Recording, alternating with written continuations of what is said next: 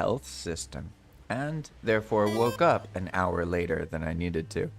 And I have limited good internet space. My internet, for some reason, magically at 6:05 a.m. or so, goes to all crap. So I need to be done with the main part of streams before then, for the most part. So what I'm going to be doing today is showing what I was working on. And then I'll also go and do some more dungeoning, because I've been filling this card up, respawning the dungeon, filling the card up, and we're just going to do that until the whole thing's full, and then go take it into the base and organize it. But for now, let's see what's going on. So Palm has a lot of different changes, and it can be confusing for people. So we've made it so that you can just type Palm question mark. At least you're supposed to be able to. It was just working, so did I just break something? 1 second. Let's see what's going on here. Boom, boom, boom, boom. So the thing that we're working on is that there's sort of so many mechanics that it's hard for people to get started in the beginning, because they don't realize that they have all of these tools available to make the world more approachable. So there's certain mechanics that are really important for the player to learn when they start on Path of Magic. For example, the arrows are really powerful, and that helps you fight against the really powerful enemies, right? Interesting. The console looks okay, so let's see what's going on. Let's try again. Maybe something else was winning it. Oh, is it because I'm near the Diverger? What about, say, Blacksmith?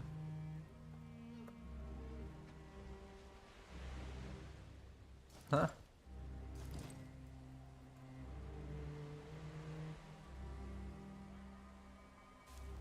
That's so odd. It was working, and now that I'm streaming, none of them are working. Oh, I'm so silly. You know what I'm doing? I have the UI on. I had the UI off. So this is exactly what I need to playtest. Before you scold me, let me show you what this looks like in the actual file, because then it will make a lot more sense to you, because it, to be honest, is confusing. I find like getting everything on the screen to show up exactly where I want is genuinely more confusing than actually making the messages, okay? And this is what it looks like. We have our file right here. And each say system, it gets, this isn't it entirely, but there's one string. You make a string, right? And that's it. That's what you work with. You use all these thingies, and I find it to be incredibly time consuming, because ultimately you end up having to redo bits to format them, because like this one, for example, is about the quests. And awesome, it tells the player about the quests, which is great. But it's not so great because it is too big, right? So this one fits okay. And I'm running on 720p. So when you run it on 1080, I think it actually takes up less of the screen, but I'm not completely sure. And the idea is the person joins, and the very beginning of the world only has a rune stone. And that rune stone says one thing, which is like to say palm question mark to learn more, right? Because a lot of people, they'll just run off. They're not going to use these things. But for the people that do, they need like an entry. So this is where you get started. And then you learn that there's the elemental arrow system, the melee enhancements, the boss chests, diverger trading, floor buying, trophy summoning, trophy raids, blacksmith services, smelting conveyors, selling metal, nonsense chests, dangerous dungeons, quests, forsaken bosses, and selling fish. So this is why I stayed up late, because making each one of these and spacing it, oh my gosh, it took forever. And so now the changes I need to make are pretty minor. Like I need to make this font size smaller. All right, that's not a big deal. But I'm glad that I got this done because I've been meaning to do it for a while. And it makes Palm more accessible because the new player, they don't have to read everything, right?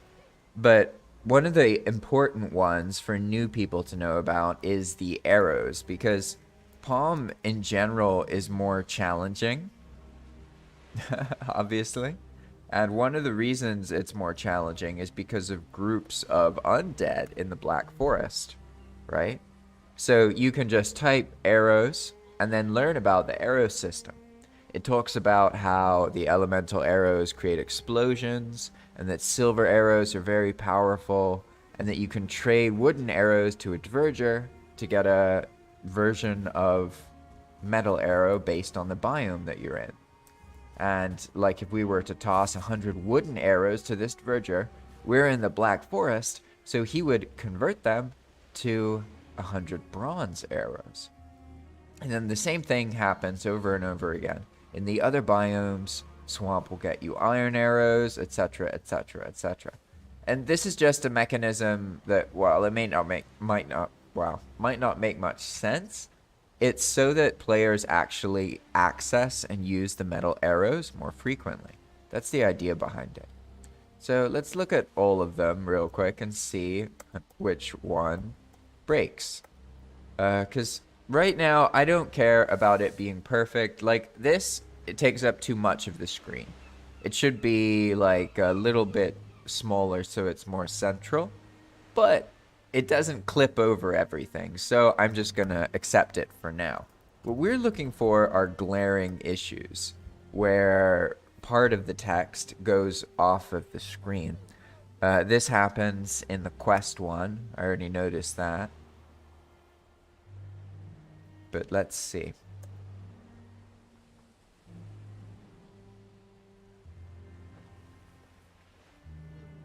We've done arrows, melee. Let's do progression, trader, and buy. So some of the commands, like buy for example, is an actual command. But by adding a question mark, oh, it didn't retrieve the values? That's interesting. Oh, that's going to be a headache. This is why I'm playtesting. So normally you can buy stuff, right? And you have to throw a certain amount of coins onto the floor. That's actually how I summon a cart, like inside the dungeon.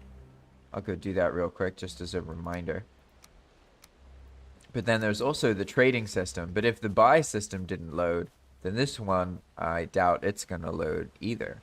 So for this, we would do trader and then question mark. Ah, okay. So this doesn't tell us about it. I see, I see. Yeah, I didn't list all of the trades. Okay, that works out because that means it didn't break. But we also have some, we see that there's an issue basically. There's a size limit at this size. And so you can't see the title of this because it's clipped up above the screen. And also there's stuff below it that's clipped, right? So trader is one of the ones that needs to be debugged or just readjusted pretty much. And you can see I can also cause this to happen. If I say them at the same time or like after each other, it'll like and Dakar actually already showed a way to make that not happen. So it overrides the message. And maybe that'll work better. I'll have to look into that. But for now, let's just try each command. It's going to be very clear, right? Like this one, the list is too long. So you get the guts of it, but it probably needs to be shorter text. Or I could split them up into being on the same line and making a column, but it takes forever, honestly. This kind of stuff, string text editing is not something I like doing often. So I just want to get it to a point where it works, and then move on to actual mechanics, which are faster to make and playtest. So let's see. What else should we move with? Nonsense chests are pretty simple. Let's look at the longer ones, because those are the ones that are going to break. Maybe dungeons? Oh, bosses, probably. Yeah, this one is too long as well.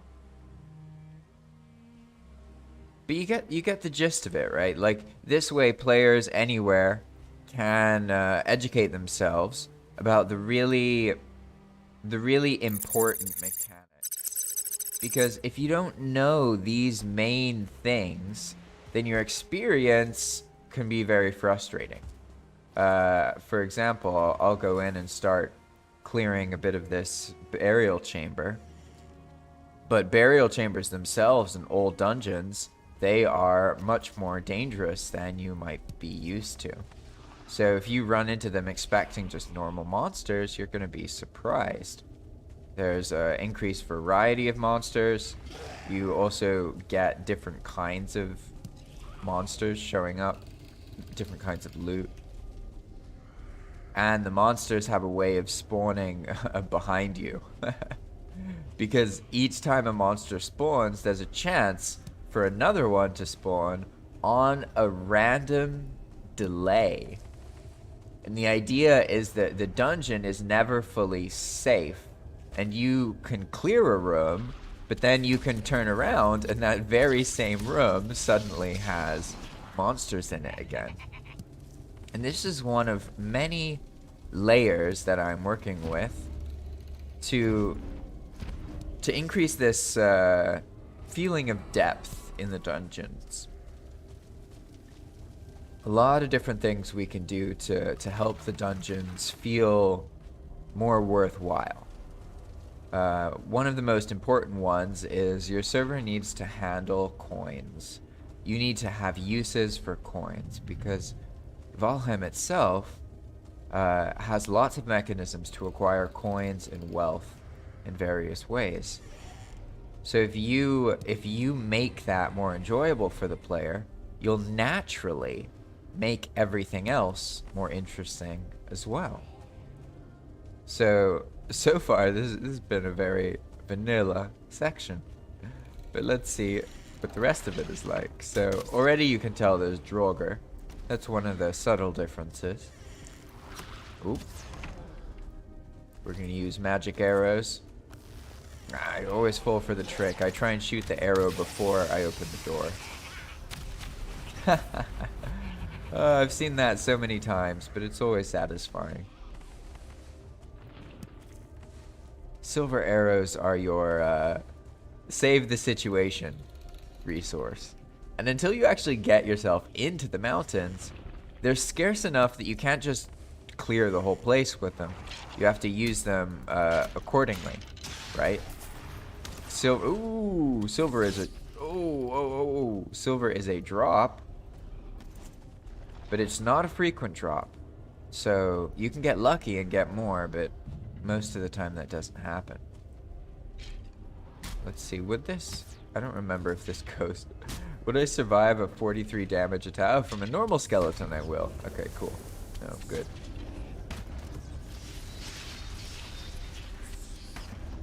Ghosts, I struggle with them, in all honesty. Even now. You'd think I would be used to them by now, but I haven't, like, quite gotten their parry down. But it is nice to actually be able to fight the ghosts, because in vanilla, or in, like, traditional, let's call it traditional, the ghost is not really that common. You can find them sometimes, but players don't really get much experience fighting the ghosts. Same thing is sort of true with wraiths, because the wraith is a creature that only shows up at night in normal Valheim. So it's good that in the Bogwitch update they added that ghost raid, because that helps the ghost actually get more usage. Ooh, there's another wraith. Wraiths are deserving receivers of these. I don't mess around with the wraiths anymore. That's the thing that kills me most of the time, is a wraith.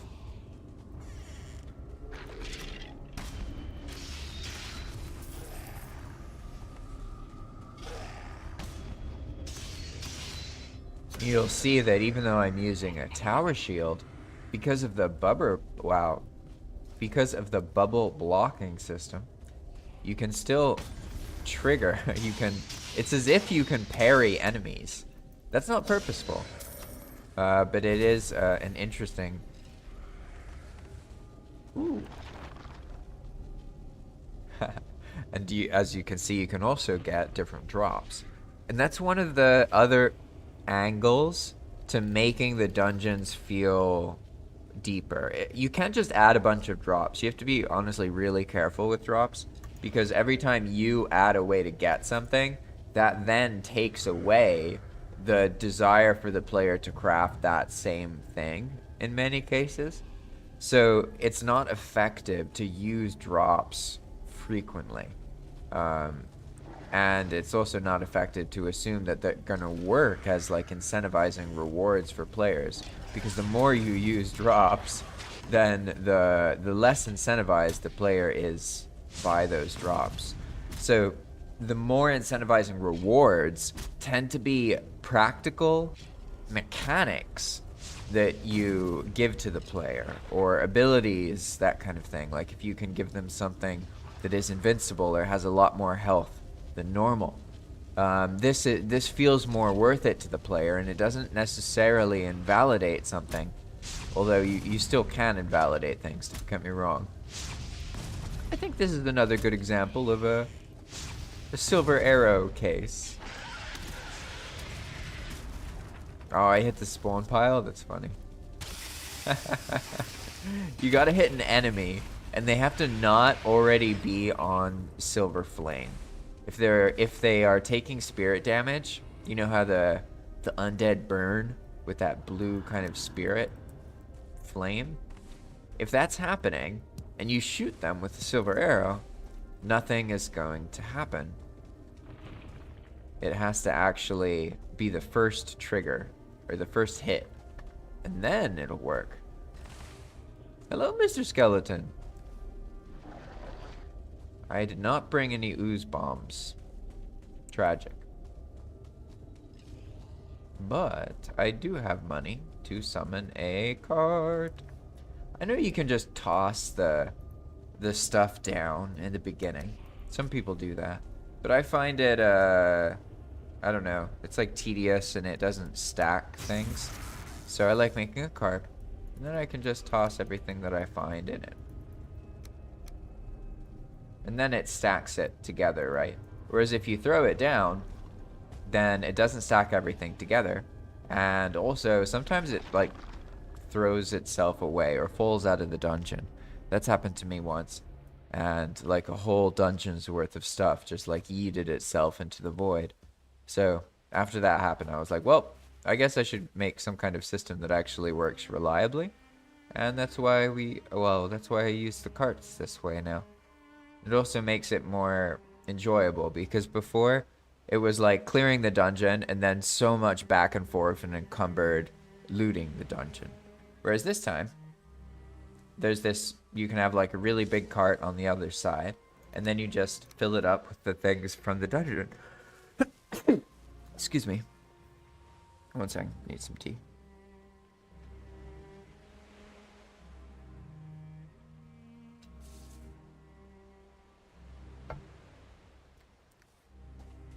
And one, oh yeah, the wolf cape. Maybe it doesn't look so bad with the bronze. Interesting. And with the dungeon thing, like, I know I'm harping on about dungeons a lot, but I'm focused on these because if one can get the dungeons, a single dungeon, to be fun and useful and encourage building, it can be deep. The dungeon can feel deep. So when I say deep, I'm not talking about like the depth of the dungeon itself, because even a really deep dungeon, if it's like predictable and like there's no incentives for the player, it doesn't matter that the dungeon is deep and interesting. Like genuinely, it doesn't matter. You know what I mean? So we need to make it so that the dungeon itself is more interesting, so that when it is big, it feels solid. It feels like it's worth doing, right? So the means to that, I believe, is through many additions. Individually, maybe each one doesn't fix the situation, but then all together, they do. They create a different feeling, right? That's the logic behind it.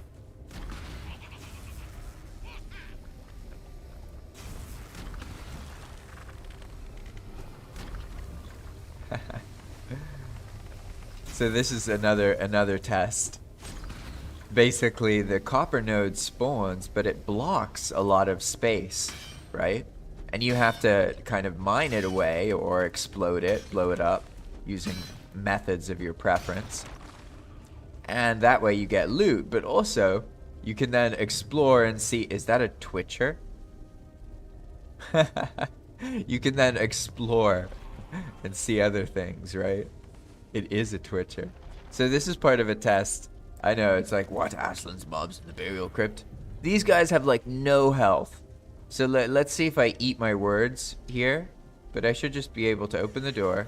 Oh. I should be able to take care of him. Yeah, see? Barely any health. That's not so crazy. Just don't let them slap you. Because they might not have that much health. But they certainly will. Will cause me a lot of problems if I let them melee me. Hey, that worked better.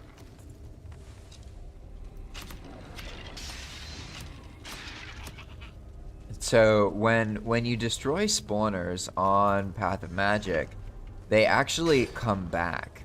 Half the time, the spawner will come back.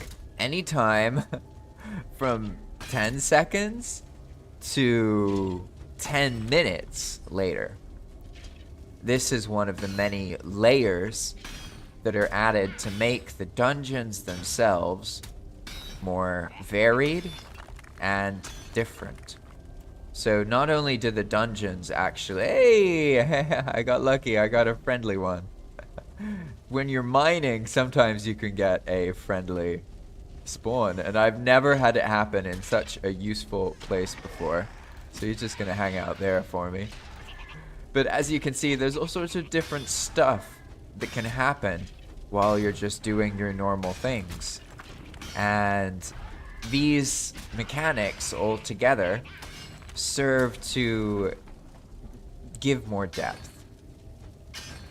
One of the important ways to generate that depth is through the respawning of things, through not just resetting of the locations, but also resetting of monsters. And that's why there's more chaos here. As you can see, like, I'll clear something, but then sometimes things just show up like that, right? So you have to know that when you're in a dungeon, like, it is dangerous. That is how it is. Uh-oh, that was a frost arrow? Yikes, yikes, yikes. I thought it was a... I thought it was a silver arrow.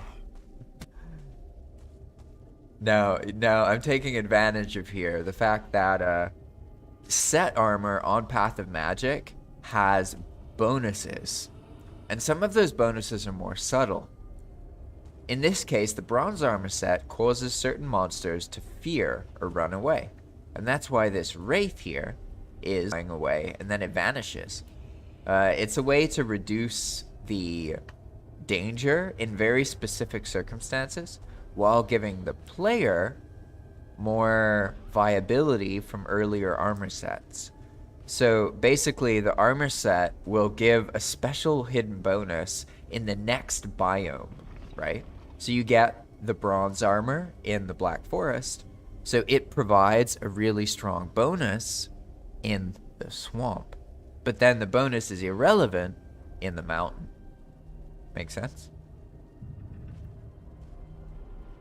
I've also toyed with ideas like this wolf cape, for example. Maybe wolves should sometimes leave you alone because they see what you're wearing, you know? I feel like it would be an interesting concept considering how dangerous wolves are. Like, they're certainly one of the more likely to kill the player monsters. From my perspective, at least. Maybe you disagree, but what monster do you think is most likely to kill or harm the player? For me, certain things obviously come to mind. The first one I think would be boar. That may be a weird choice, but if you look at it from a Meadows newbie perspective, the boar is like the OG gangster original badass in the Meadow. You know, they're the one that can chase you and really get you. But after that, something in the Black Forest, maybe a skeleton, or the Draugr archers, or trolls. These are all things that probably have caused a lot of players a lot of problems. Obviously, there's Deathsquito as well. Deathsquito, rafts. Maybe you say serpents. I say rafts. Pretty sure rafts are the thing that kill people more than serpents themselves kill people. But there always is that moment where, like, you've seen those videos, right? From a new player in Valheim. They've made their raft. They're trying to sail it, but they haven't realized that the raft itself is it's like negative space to make the boats more appealing. You know, a raft is like a dangerous situation. Doesn't move very quickly, very little health, very little control over things. So players will use that, and then they'll end up drifting off into the swamp somewhere. And that obviously doesn't end well for them. And so you can see that we have 700 carry weight. And that's because we have the belt, the strength belt. But in addition to that, we also have the tower shield buff. And so every time you block with the tower shield, you will, or sorry, not the tower shield. Every time you block with heavy armor equipped, in this case, it's our bronze armor set, that gives us more carry weight. Or carry ability. I feel like you can reduce carry weight, but can you increase carry weight? Sounds weird if I say it that way. Grammar is surprisingly frustrating sometimes. Or not frustrating, confusing rather. That's the word I'm looking for. This is the treasure room. So one of the things that I noticed earlier when I was playtesting is certain things are really frustrating to loot. Because it's not so much that they take a lot of inventory slots, it's that they're so heavy that the player gets encumbered, right? Like right now, for example, I have almost 500 out of 700. I wouldn't be able to do that normally because the normal limit with the belt is 450. So in 20 seconds, I'm going to lose this bonus until I find an enemy to block. So it's important to keep that in mind as well because it can work against you when it expires, right? So I'm going to try and just make it close enough to the original cart that it doesn't matter. Looks like we're right around the corner here. I can just toss this. Yeah, there we go. See, that wasn't so bad.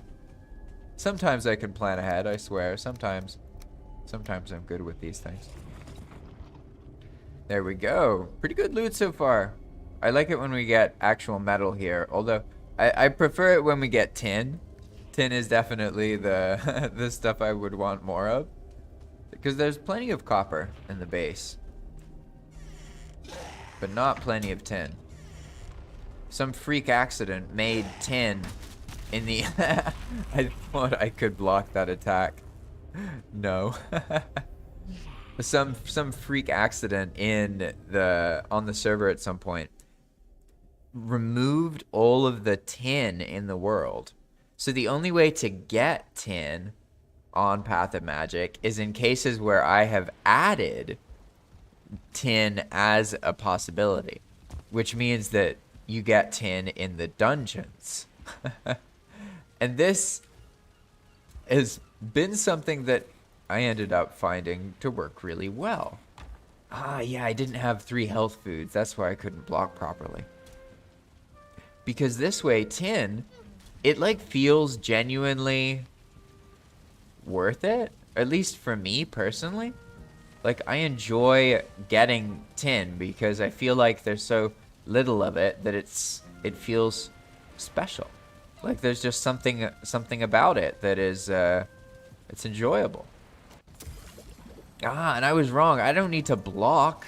That's right. I just need to that's so funny. I just need to put the equipment away. I need to sheathe it. And then that activates the extra carry weight.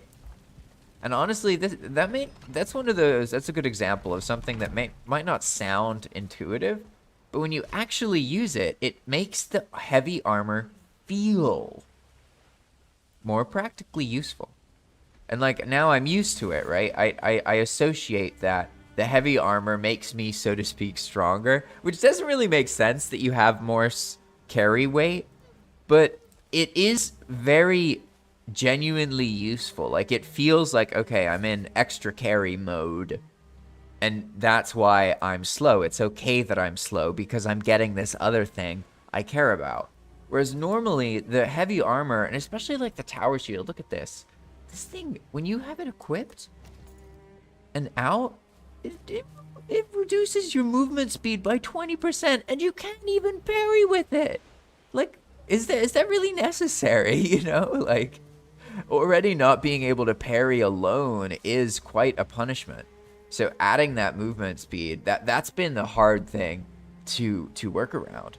But now that they added all of these awesome potions in the Bogwitch update, we were able to just make scripts that use the effects on the player from the potions. And so now we can give the player 250 more carry weight, and we can give them 15% movement speed, etc., etc. And these are things that were just like not possible before. So with the Bogwitch update, it's really, really helped make things more genuinely like fun and interesting. I swear, it's been great. I think the Bogwitch update is probably the best update Iron Gate has made. If I think about it from a realistic perspective, and I look at the amount of effort that goes into the update and the amount of use and practicality that effort gives to average players who are already playing the game. If I think about these factors, then the Bogwitch update is by far the best update.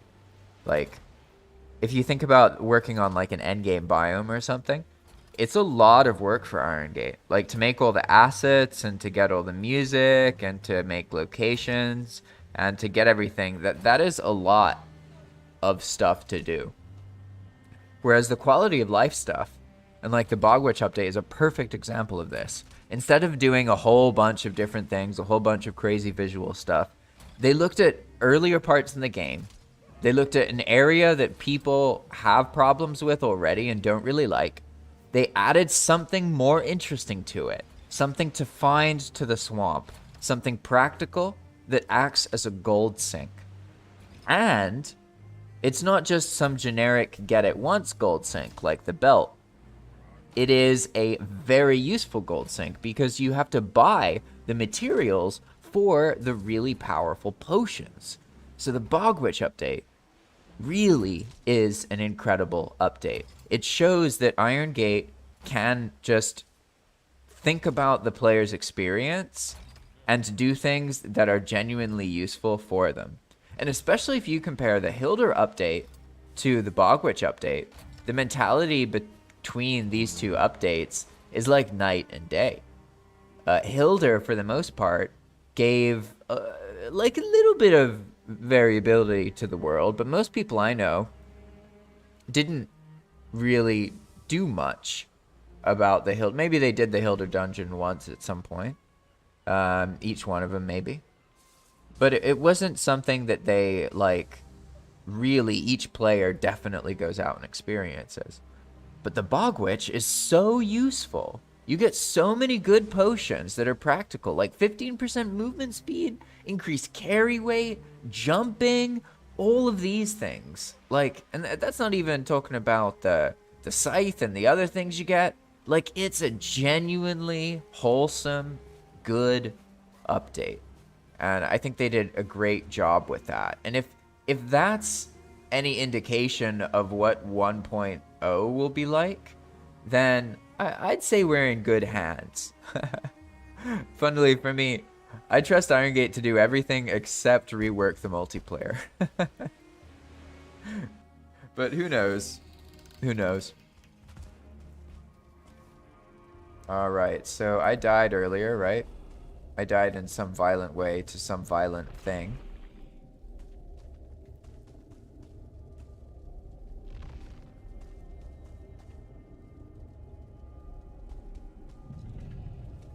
I bet one of you remembers where I died, but I don't. This is the first area I went into. So I think this one's probably fully looted. I probably didn't die here. I probably died in one of these places. And I realized after I died that I was used to playing with 3 health foods, but I had stopped using 3 health foods, and my health had gone down to just using 2 food items. And this is a good sign, because what I remember when I played is that the blocking wasn't really that motivating for me personally. Oh, okay. But now I feel more incentivized to wear the heavy armor. And also I feel more incentivized. Yikes. I clipped myself a bit. I broke the cape already. That's funny. I feel more incentivized to use heavy armor, to block, and all of these things. Because it's giving more practical uses. And in general, practicality is very important. Nice. Yeah, if you notice that. Sometimes you can trade with Diverger because you're actually like, oh, you're right there. Hello, did I ice you? Ooh, I'm sorry. I had no idea you were there. And let's see, this is a Diverger Rogue. One of the first Verger. So if you give them cooked stamina food, she won't take the mushroom, or won't eat the mushroom.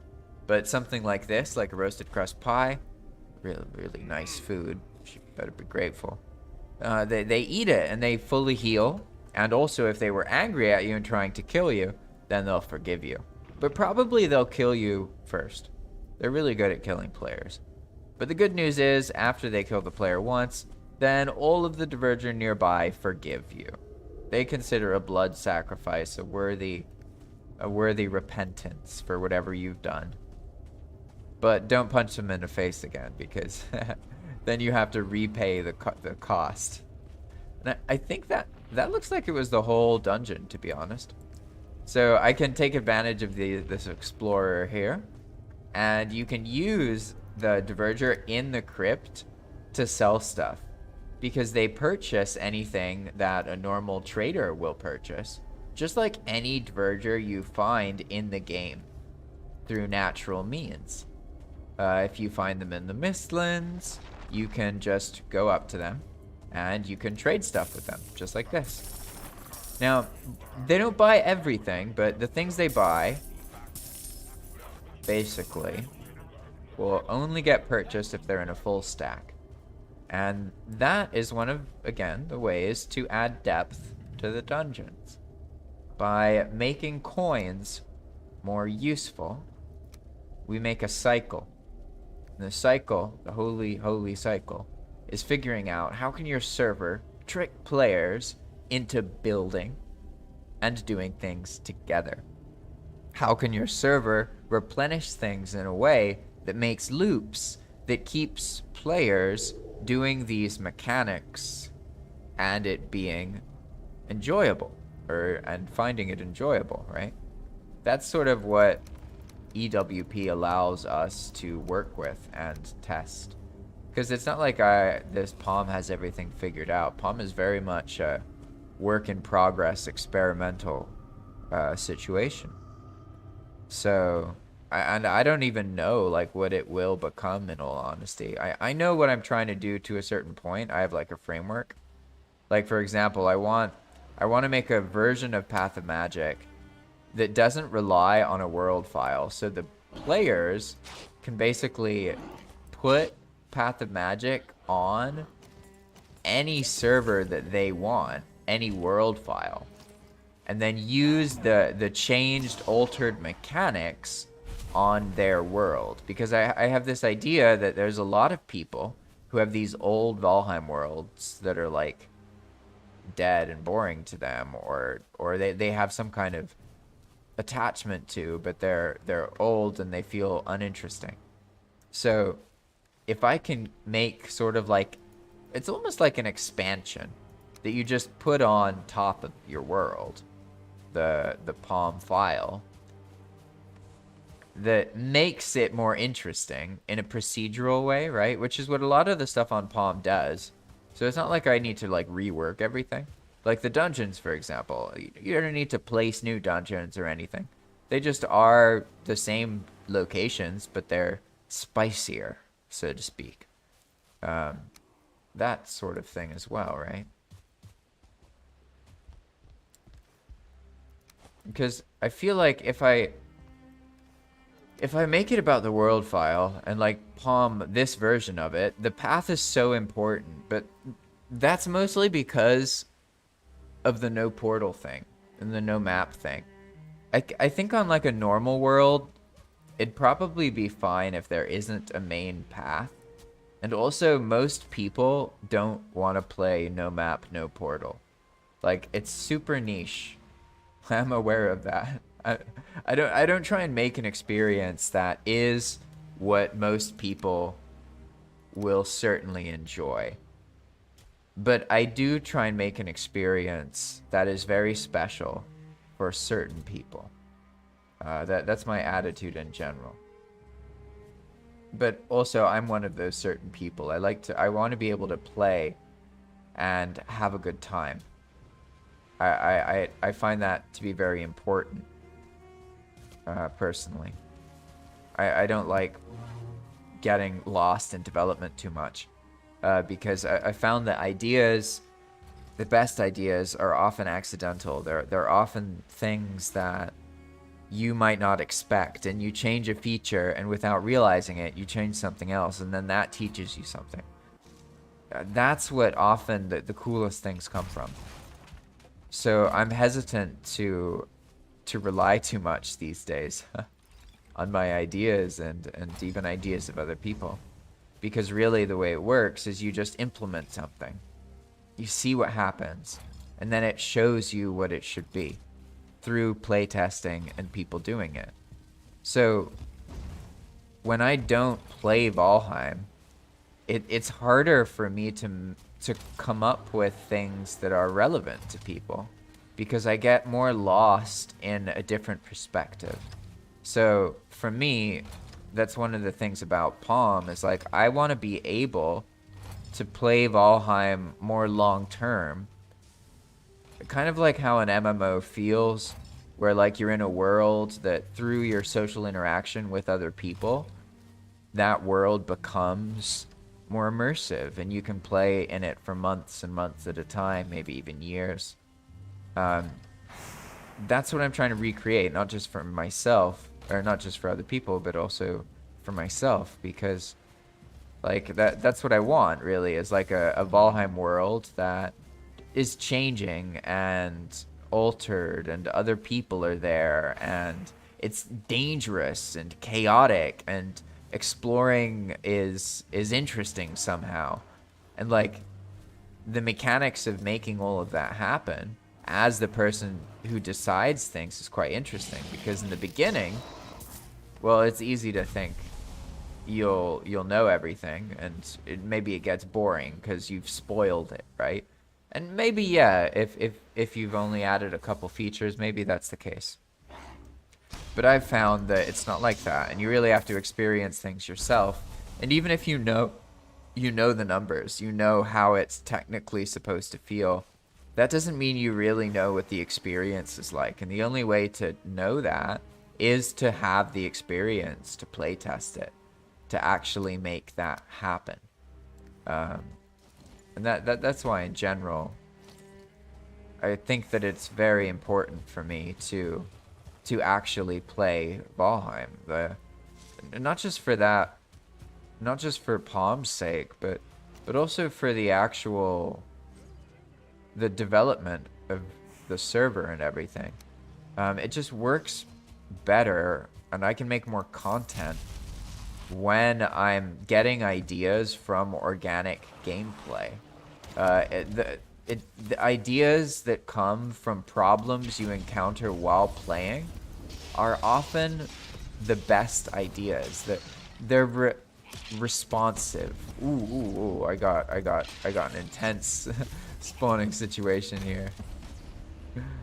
So as long as I hold block down, I should be able to stay alive, because none of these monsters are like too crazy strong. But if I get hit by 2 arrows without block down at the wrong moment, I'll die. So let's use some strategy here.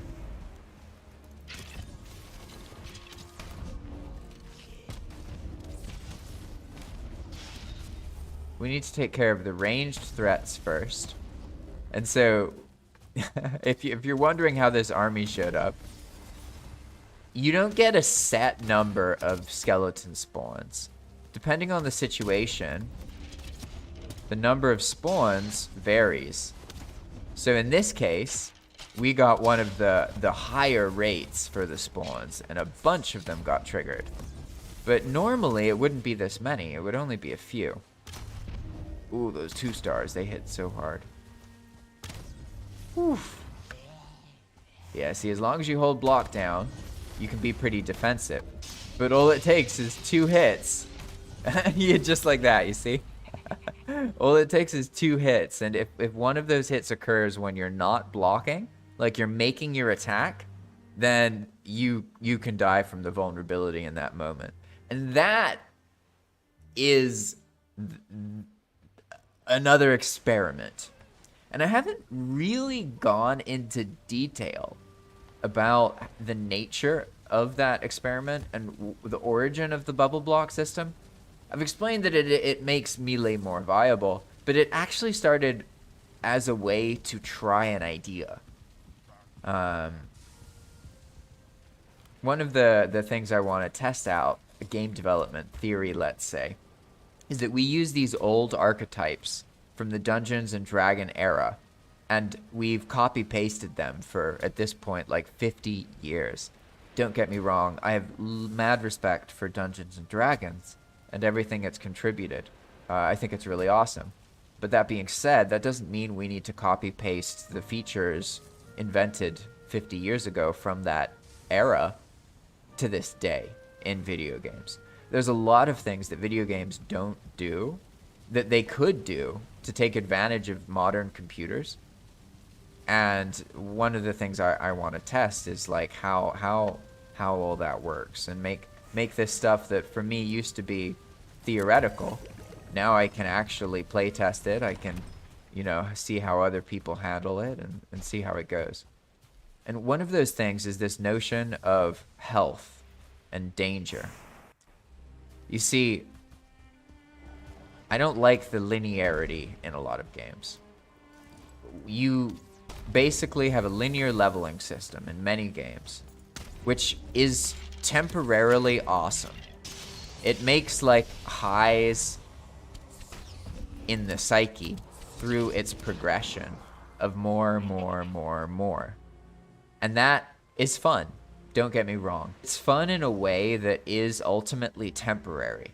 So it must be used very, very sparingly if you care about your long-term retention of the player. You can't use linear progression if you want a world that is fully immersive, regardless of where the player goes, if they're in the end or the easy bits. You have to have more flat progressions.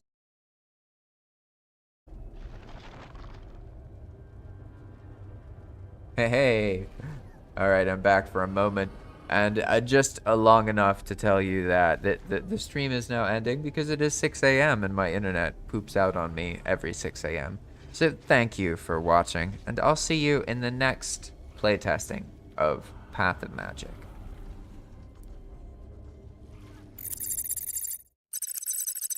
Thanks for watching another episode of The Path of Magic. All of the crazy nonsense that you've been seeing so far has been done with Expand World Prefabs. Expand World Prefabs is a fantastic server-side BepInEx mod developed by Yer. And if it wasn't for Yer's hard work, none of this would be possible. So I strongly encourage you to support Yer if you can.